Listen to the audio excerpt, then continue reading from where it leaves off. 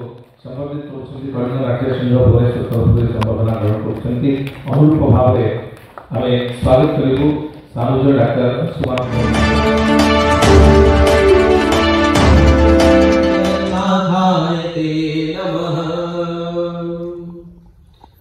जय जगन्नाथ जय जगन्नाथ जय जगन्नाथ। उपस्थित जगन्नाथ प्रेमी सुधी सज्जन मंडली महाप्रभु अपार करुणा विगत 3-4 मास लीला खेला पर आज यही पवित्र मंच ओडिशा संगीत नाटक एकेडमी द्वारा आयोजित श्री जगन्नाथ रे कहबार सुजोग मिली। 3-4 मासर लीला खेला एथिपाई कहली कारण हुए तो महाप्रभुंकर कौन निर्देश थिला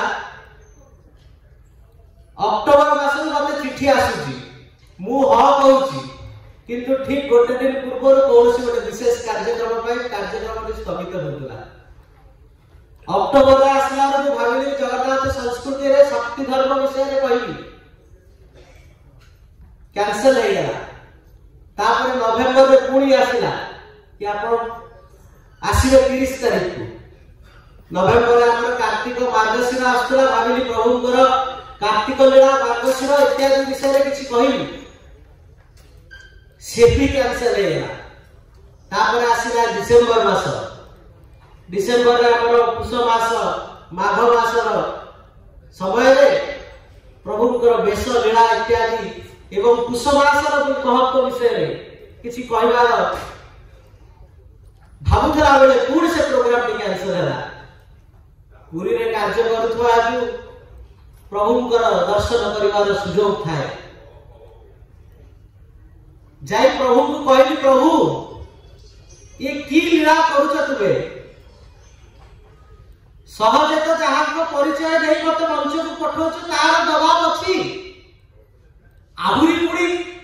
प्रिपरेशन करिया मते टिके समय देबनी प्रस्तुति करिवा पई टिके समय देबो नहीं बाट फिटा न बाट बंद कर एतिकी समय भितरे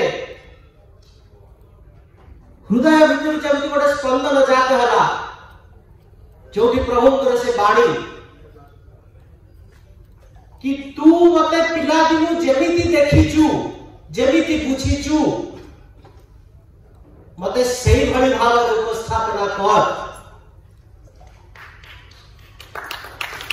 आ सतको सत जते बेले मु मोर लेखा को देखुतिली दीर्घ वर्ष काल महाप्रभुंकर जो गाथा जो कथा सुनी आसुली जहाँ को निजे अध्ययन करिछि से सबु भितर गोटिए कथा बाहरी आसुला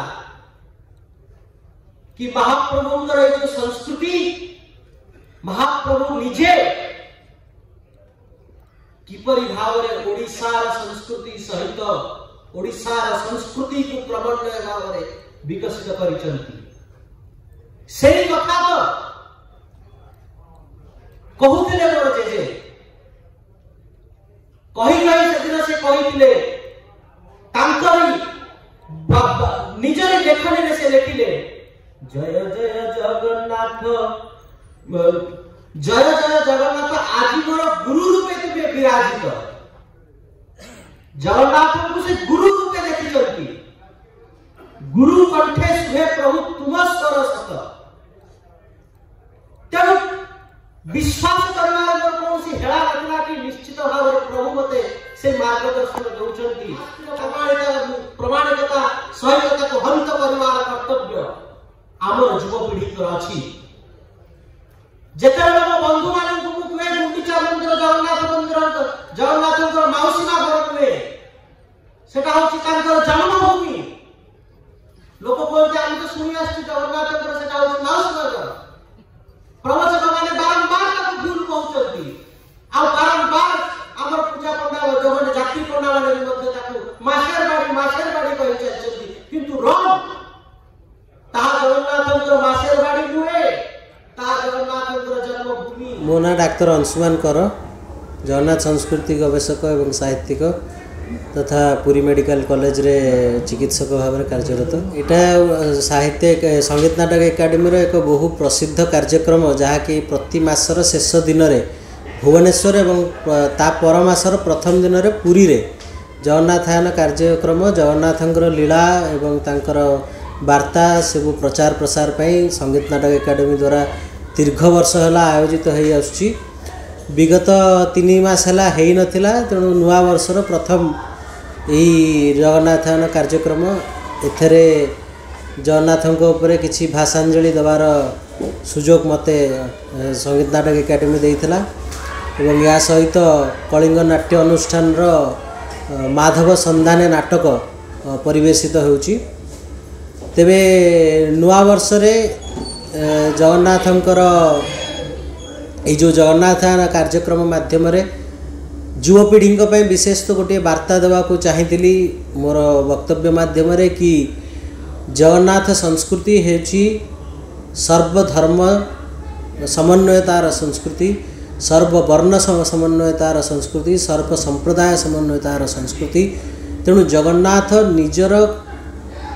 कालक्रमे विकसित जमती सी हेइचंती परिप्रकाश करिसंती सही प्रकार भाव में सी जातिर चिंता एवं चेतना को मध्य परिप्रकाशित करिसंती। सही कथा युवपीढ़ी ठीक भाव में जानतु। केवल पुराण एवं कथोपकथित कथा को सुनी जगन्नाथ जे कौन सी गोटे माइथोलॉजिकल कैरेक्टर बा कौन सी पौराणिक चरित्र एक कथा ना जानतु। जगन्नाथंकर चरित्र गोटे ऐतिहासिक चरित्र, तांकर संस्कृति गोटे ऐतिहासिक संस्कृति, यह चिरंतन एवं महाप्रभु स्वयं दिव्य निजर दिव्यत्व किपरि प्रकार भाव में परिप्रकाश करिसेंती समय समय रे ता विषय रे किछि को उदाहरण स्वरूप अनुभूति रु कहिछि। ता सहित गोटिए वार्ता मु युवपीढ़ी विशेष दबा को चाहूँगी कि नुआ वर्ष ठू आपण गोटे नुआ प्रतिज्ञा नियंतु कि जगन्नाथ विषय रे गोटे ठीक तथ्य सबु मासरे आमे जानिबा।